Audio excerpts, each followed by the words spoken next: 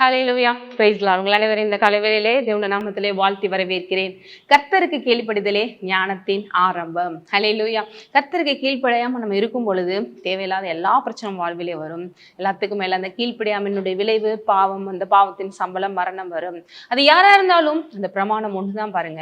அப்ப என்னைக்குமே பாருங்க, கர்த்தரை பற்றி கொள்ள வேண்டும், அவர் கிருபையை சார்ந்து கொள்ள வேண்டும், அவர் இரக்கத்தை பிடித்து கொள்ள வேண்டும். அப்படிப்பட்ட இருக்கிற நமக்கு ஒரு நாளும் ஒரு நன்மையும் குறைவுபடாது. சில நேரங்கள் தவறுகள் பண்ணிட்டா உடனே உணர்ந்து மன்னிப்பு கேட்க கற்றுக்கொள்ள வேணும். பழைய ஏற்பாட்டுல பாருங்க, தேவனுடைய மனுஷன் ஒரு தீர்க்கதரிசி இருக்கிறார். அவர் பேர் சரியா சொல்லப்படல, ஆனா தேவனுடைய மனுஷன் தீர்க்கதரிசி என்று மட்டும் சொல்லப்படுகிறது.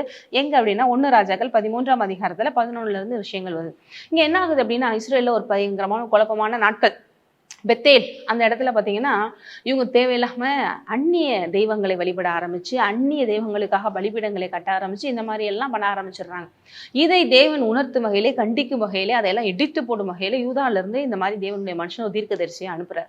அவருக்கு தேவன் சொன்னது, நீ போ, செய்ய வேண்டியதெல்லாம் செஞ்சுட்டு அந்நிய நுகத்தெல்லாம் இடித்து போட்டுட்டு அங்க நீ சாப்பிடக்கூடாது, குடிக்கக்கூடாது, தங்கவும் கூடாது, நீ உடனே ரிட்டர்ன் வந்துரு அப்படின்னு இன்ஸ்ட்ரக்ஷனை மட்டும் சொல்லிடுறாரு. அதே மாதிரி அவர் போறார். இங்க பாத்தீங்கன்னா 1 ராஜாக்கள் 13:11 உங்களுக்கு பாருங்க, ஒருத்தர் இருக்கிறாரு. 10 அவன் பெத்தேலுக்கு வந்த வழியாய் திரும்பாமல் வேறு வழியாய் போய்விட்டான். கிழவனான ஒரு தீர்க்கதரிசி பெத்தேலிலே குடியிருந்தான். அவன் குமாரர் வந்து தேவனுடைய மனுஷன் அன்றைய தினம் பெத்தேலிலே செய்த எல்லா செய்கையையும் அவன் ராஜாவோடு சொன்ன வார்த்தைகளையும் தங்கள் தகப்பனுக்கு அறிவித்தார்கள். அவன் வயதான ஒருத்தன் தன்னுடைய வீட்டில் இருக்கிற அந்த மகன்கள்லாம், இப்படி ஒரு தீர்க்கதரிசி வந்து இப்படி செஞ்சு எல்லாத்தையும் அழிச்சிட்டு போயிட்டாராம், இப்படி பயங்கரமான சம்பவம் நடந்துச்சான் அப்படின்னு கேள்விப்படுறான். உடனே அந்த பசங்கள்டெல்லாம் போய் அவரை எப்படியோ நான் பார்க்கணும்னு சொல்லி கழுதையை எடுத்துக்கொண்டு சேணம் கட்டி உடனே போய் அவரை போய் பார்க்க போறான் பாருங்க. அப்பொழுது அவனுக்கு தகப்பன் அவன் எந்த வழி போனான் என்று கேட்டான். யூதாவிலிருந்து வந்த தேவனுடைய மனுஷன் போன வழி இன்னது என்று அவன் குமாரர் பார்த்திருந்தபடியால் அவன் தன் குமாரனோடு கழுதையின் மேல் சேனம் வைத்து கொடுங்கள் என்று சொல்லி கழுதையின் மேல் சேனம் வைத்து ஏறி போறாங்க. தேவனுடைய மனுஷனை தொடர்ந்து போய் ஒரு கல்வாரி மரத்தின் கீழே அவர் ரெஸ்ட் எடுத்து உட்கார்ந்துட்டு இருக்கும்போது ஒரு போய் பேசுறார். யூதாவிலிருந்து தேவனுடைய மனுஷன் நீர்தானா என்று கேட்டதற்கு நான் தான். அப்பொழுது அவனை நோக்கி, என்னுடைய வீட்டுக்கு வந்து அப்பம் புசியும். மறுபடியும் எங்க கூப்பிடுறான்? பெத்தேல் கூப்பிடுறான். ஆனா தேவன் என்ன சொன்னாரு? மறுபடியும் அங்க போகக்கூடாது, சாப்பிடக்கூடாது, அங்க தண்ணி கூட குடிக்கக்கூடாது, நீ மறுபடியும் வந்துடணும் இங்கன்றாரு. அப்படிதான் வந்துகிட்டு இருந்தான். ஆனா நடுவுல இப்படி ஒரு ஆளு வயதான ஒருத்தர் பாக்குறாரு. அப்ப ஆண்டவர் பத்தி சொல்றான், இல்ல எனக்கு தேவன் இப்படிதான் சொல்லியிருக்காரு, நான் சாப்பிட மாட்டேன்.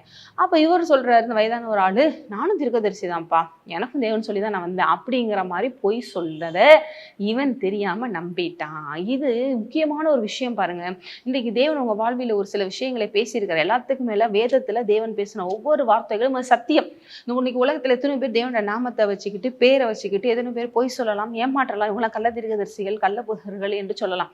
ஆனா இப்படிப்பட்டவர்களை நம்பி நம்ம வேதத்துக்கு புரட்டான விஷயங்களை நம்ம நம்பும் பொழுது எவ்வளவு பெரிய பாதிப்பு ஏற்படுகிறது அப்படிங்கிறதுக்கு இந்த கதை ஒரு காரணம். இப்ப என்ன ஆகுது, அவன் அதை நம்பி இந்த வயதான தீர்க்கதரிசியோட பேச்சை, பொய் தீர்க்கதரிசியோட பேச்சை கேட்டு மறுபடியும் பெத்தேலுக்கு போனா. ஆனா தேவன் என்ன சொன்னாரு? போகக்கூடாதுன்னு சொல்றாரு. போயிட்டு சாப்பிட்டு மறுபடியும் ரிட்டர்ன் வரும்பொழுது ஒரு பெரிய சிங்கத்தால அவனோட உயிர் பறிக்கப்படுகிறது.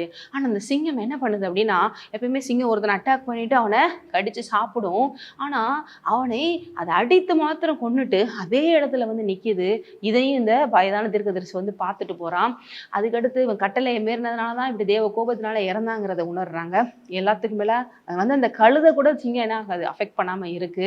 இதனால தேவ கோபம் மாத்திரம்தான் இது இவனை பலி வாங்கியிருக்கு. இவனுடைய இந்த கீழ்ப்படியாம தான் இவனுடைய எல்லா மரணத்துக்கு காரணங்கிறத உணர்ந்து மறுபடியும் அவனை எடுத்துட்டு போய் இந்த வயதான தீர்க்கதரிசி போய் அடக்கம் பண்றதாகவும் அழுததாகவும் சொல்லப்படுகிறது. நமக்கு இன்னைக்கு தெரிந்து கொள்ள வேண்டிய ஒரே ஒரு விஷயம், கர்த்தருடைய வார்த்தைக்கு அப்படியே நம்ம கீழ்ப்படிய வேண்டும். ஒரு நாளும் வேற யாரோ ஒருத்தவங்க சொல்றாங்க அப்படின்னு சொல்லி பொய்களை நம்பி அது தேவனுடைய வார்த்தைக்கு புரட்டானதாக, முரட்டாட்டமானதாக, ஏற்றதாக இல்லை என்றால் உடனே தேவ சமூகத்துல போய் மறுபடியும் கேட்டு மறுபடியும் அதில் ஸ்ட்ராங்கா இருக்கணுமே ஒழிய ஒரு நாள் உலகத்துக்கு ஒத்து வேஷம் தரிக்க கூடாது. என்றால் அநேக நம்மளை வஞ்சிக்கிற ஏமாற்றங்கள் இருக்கத்தான் செய்கிறாருங்கிறத மறந்துடாதீங்க. ஹல்லேலூயா. ஜெபிப்போம். நன்றி தகப்பனே. அப்பா, நாங்கள் ஒவ்வொரு விஷயத்தையும் ஆண்டவரே தேவனுடைய வார்த்தையை மாத்திரம் வைத்து நிலைநிறுத்த, ஒரு நாளும் தகப்படி இந்த அழிந்து போகிற உலகத்துக்கு ஒத்த விஷயம் கிடைக்காமல் இருக்க, எந்த பொய்யும் புரட்டையும் நாங்கள் நம்பாமல் உங்களுடைய வார்த்தைகள், உங்களுடைய எழுதப்பட்ட இந்த வார்த்தைகளை மாத்திரம் நம்பி எங்கள் வாழ்வில் என்றென்றைக்கு ஜெயத்தெடுத்தார்கள். இயேசுவின் நாமத்தில் ஆமென். உங்களை ஆசீர்வதிக்கிறேன்.